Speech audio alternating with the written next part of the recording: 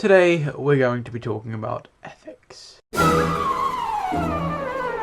There are four main branches of ethics. We have descriptive ethics, normative ethics, applied ethics, and meta ethics. But they sound like really abstract terms and have no real meaning unless you actually give them some substance. So, let's take the key idea of all of these. For descriptive ethics, the key question is, what do people think is good?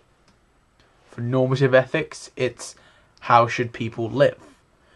For applied ethics is how can we take normative ethical theories and apply them to life? And for meta-ethics, it's what does good even mean?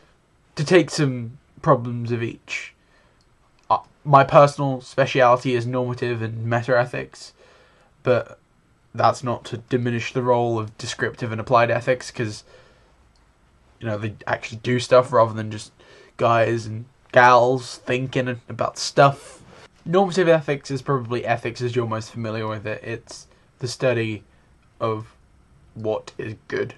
So within normative ethics, there is basically a three-way split. First, you have deontology. Second, you have consequentialism. And third, you have virtue ethics. Deontology and consequentialism are what we call action-based ethics, and so what is right is decided upon how good the action itself is, whereas virtue ethics is about the character of the person performing the action. Under consequentialism and consequentialist theories, what is good is dependent upon the outcome of what happened. So the most famous consequentialist theory is utilitarianism, which basically says you should do what is the greatest good for the greatest number.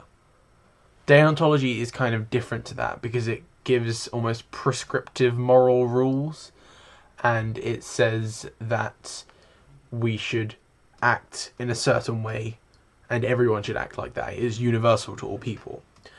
Virtue ethics instead focuses on how we as people make our decisions.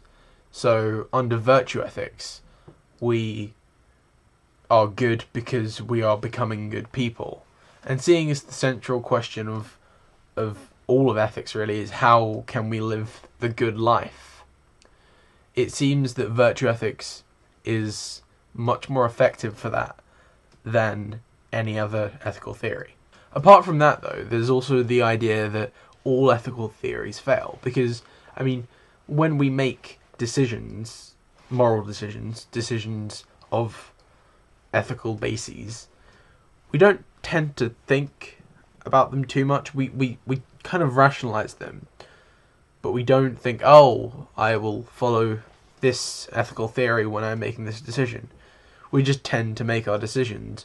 Therefore, there is the argument that all normative ethical theories fail because they can't give us anything completely workable.